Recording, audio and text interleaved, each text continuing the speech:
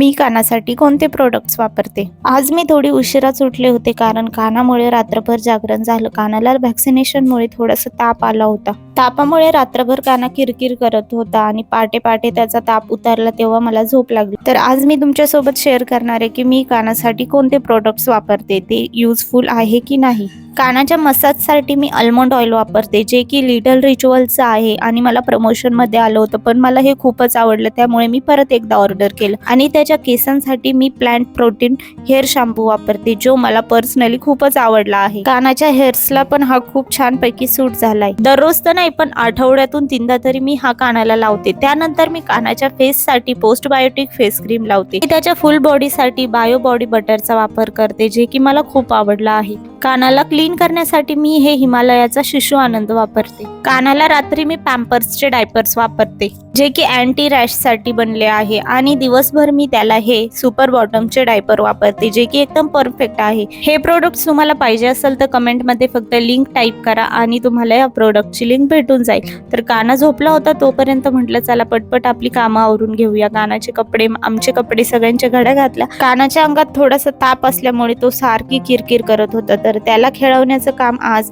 काकांनी आणि पप्पांनी घेतलं होतं. रात्रीपर्यंत कानाला थोडं बरं पण वाटलं होतं. तर चला भेटूया नेक्स्ट व्लॉग मध्ये. बाय.